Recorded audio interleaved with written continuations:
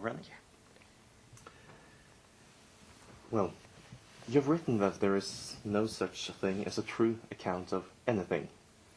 What is the true account in brief of the events that took place on September 11th last year? Would you like it in brief, really, or do you want it in depth? Or do you want it totally true?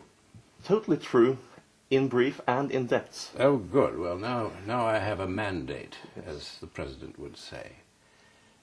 First of all, I'm only paraphrasing Tolstoy, who once said, "History is a wonderful thing if it were only true."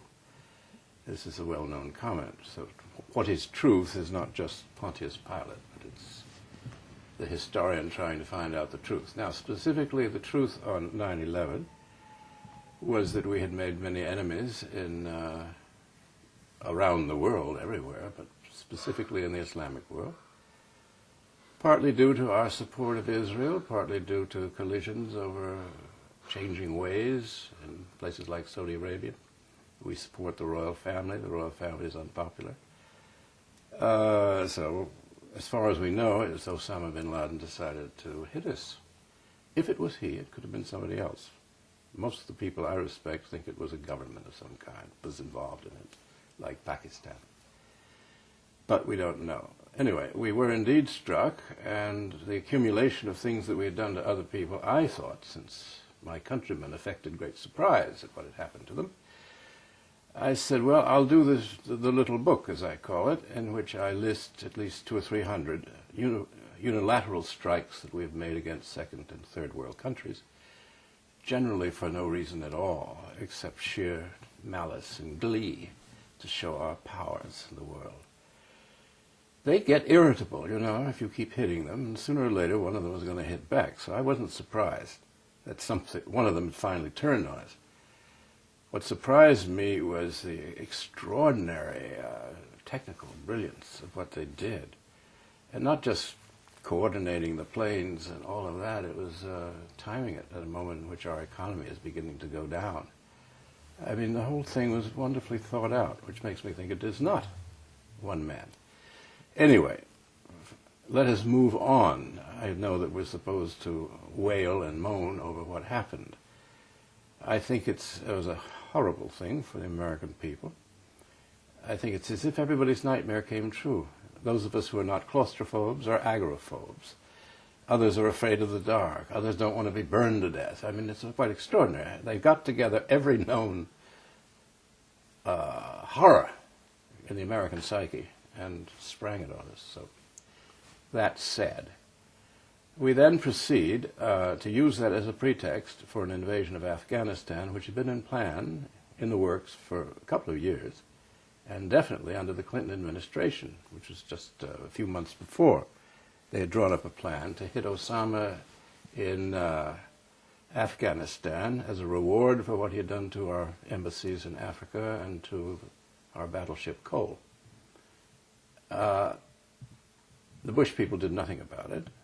The Bush people were getting warnings from everybody, from Putin to the president of Egypt. Even the FBI was giving reports something awful was going to happen in September. Not a word to the public, no warning.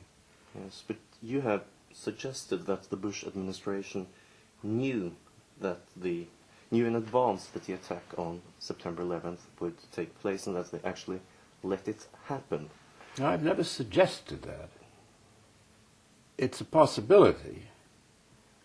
Everything is a possibility. Is it a probability? I don't know. No. I do know we have piles and piles of evidence of information that they were getting. There were a bunch of people from the FBI who had predicted mid-September, and they thought they had all the goods, and their superiors had told them under no circumstance, if you go public with this, you'll be indicted under the National Security Act. So they've gone and hired a lawyer. Actually, it's the lawyer who does impeachments for the House of Representatives. His last great work was impeaching President Clinton. They're hiring him, and let's see what happens in court. This has got to be thrashed out. You cannot let an act of negligence or an act of treachery or whatever it was go unquestioned, even when the president is involved. There is that. But I think more interesting, as we chat at this moment in time, that forget the war on terror. That's been launched. everybody more or less agrees that there's a point to it. At least the Taliban was dismissed. We have got another government, all of our own, in Afghanistan. People understood the war on terror. It's vengeance, but vengeance is something everybody does understand and forgives to a point.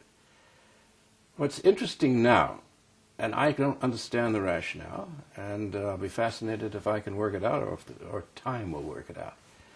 Having something going for him, Mr. Bush, the war on terrorism, more or less accepted, he suddenly switches to the war on Iraq. Now, Iraq has done us no harm ever. We've done them a lot of harm. We tore away their conquest of Kuwait, which was a bad thing, but nevertheless, none of our business, basically. But we did that. We have been the aggressor with Iraq. They have been the passive recipient of our crimes against them and their people. We bomb them. We have zones that they can't fly in. And now we've decided, and I think the mentality is that Bush's father, having lost a war with Saddam Hussein, now Sonny is going to go back in and win the war that Dad lost in 1991. This is not a good way to go to war. This doesn't seem to me to be a pretext. It seems to be a very dangerous, even frivolous thing to do. But do you see some sort of theological foundation to all of this? For instance, when you read Bush's speeches, they're extremely metaphysical, deeply theological. I'd say it's St. Augustine on the bottom.